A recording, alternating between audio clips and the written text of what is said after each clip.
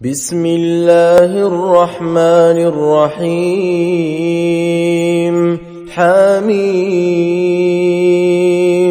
تنزيل الكتاب من الله العزيز الحكيم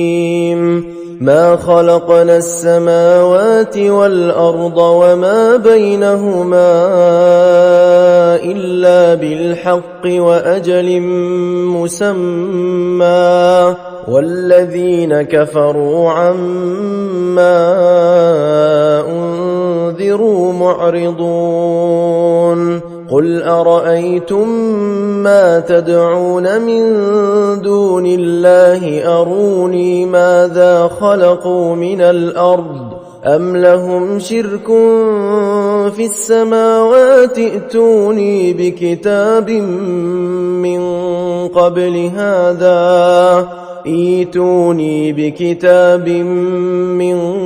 قبل هذا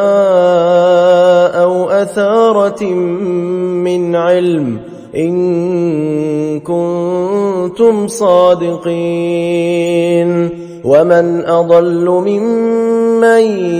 يدعو من دون الله من لا يستجيب له إلى يوم القيامة وهم عن دعائهم غافلون وإذا حشر الناس كانوا لهم أعداء وكانوا بعبادتهم كافرين وإذا تتلى عليهم آياتنا بينات قال الذين كفروا للحق لما جاءهم هذا سحر مبين أم يقولون افتراه قل إن افتريته فلا تملكون لي من الله شيئا هو أعلم بما تفيضون فيه كفى به شهيدا بيني وبينكم وهو الغفور الرحيم قل ما كنت بدعا من الرسل وما أدري ما يفعل بي ولا بكم إن أتبع إلا ما يوحى إلي وما أنا إلا نذير مبين قل أرأيتم إن كان من عند الله وكفرتم به وشهد شاهد من بني إسرائيل على مثله فآمن واستكبرتم إن الله لا يهدي القوم الظالمين وقال الذين كفروا للذين آمنوا لو كان خيرا ما سبقونا إليه وإذ لم يهتدوا به فسيقولون هذا إفك قديم ومن قبله كتاب موسى إماما ورحمة وهذا كتاب مصدق لسانا عربيا لينذر الذين ظلموا وبشرى للمحسنين إن الذين قالوا ربنا الله ثم استقاموا فلا خوف عليهم ولا هم يحزنون أولئك أصحاب الجنة خالدين فيها جزاء بما كانوا يعملون ووصينا الإنسان بوالديه إحسانا حملته أمه كرها ووضعته كرها وحمله وفصاله 30 شهرا حتى إذا بلغ أشده وبلغ 40 سنة قال رب أوزعني أن أشكر نعمتك التي أنعمت علي وعلى والدي وأن أعمل صالحا ترضاه وأصلح لي في ذريتي إني تبت إليك وإني من المسلمين أولئك الذين نتقبل عنهم أحسن ما عملوا ونتجاوز عن سيئاتهم في أصحاب الجنة وعد الصدق الذي كانوا يوعدون والذي قال لوالديه أف لكما أتعدانني أن أخرج وقد خلت القرون من قبلي وهما يستغيثان الله ويلك آمن إن وعد الله حق فيقول ما هذا إلا أساطير الأولين أولئك الذين حق عليهم القول في أمم قد خلت من قبلهم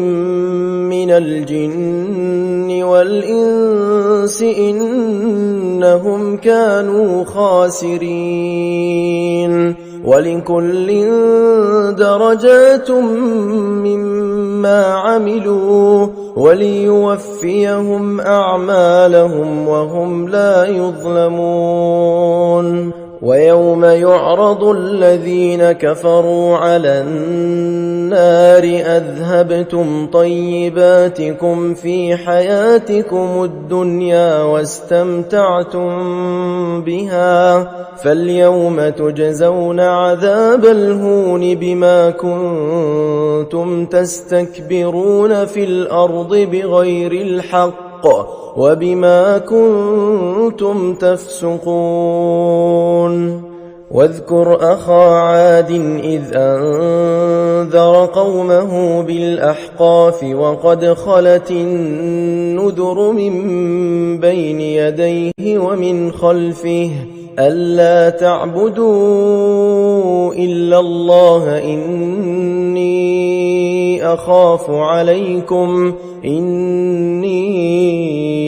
أخاف عليكم عذاب يوم عظيم قالوا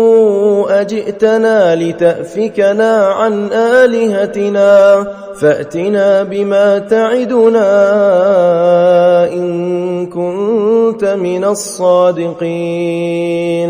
قال إنما العلم عند الله وأبلغكم ما أرسلت به ولكني أراكم قوما تجهلون فلما رأوه عارضا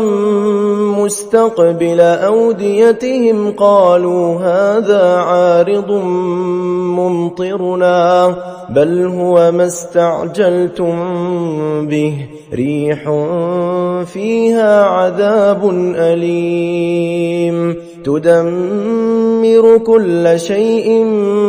بأمر ربها فأصبحوا لا يرى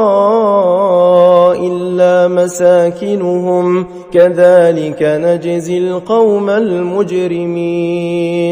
ولقد مكناهم في ماء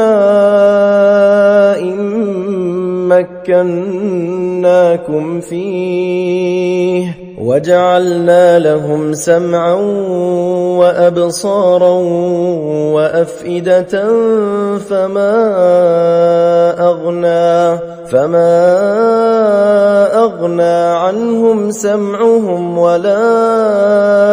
أبصارهم ولا أفئدتهم من شيء إذ كانوا يجحدون بآيات الله وحاق بهم ما كانوا به يستهزئون ولقد أهلكنا ما حولكم من القرى وصرفنا الآيات لعلهم يرجعون فلولا نصرهم الذين اتخذوا من دون الله قربانا آلهة بل ضلوا عنهم وذلك إفكهم وما كانوا يفترون وإذ صرفنا إليك نفرا من الجن يستمعون القرآن فلما حضروه قالوا أنصتوا فلما قضي ولوا إلى قومهم منذرين قالوا يا قومنا إنا سمعنا كتابا أنزل من بعد موسى مصدقا لما بين يديه يهدي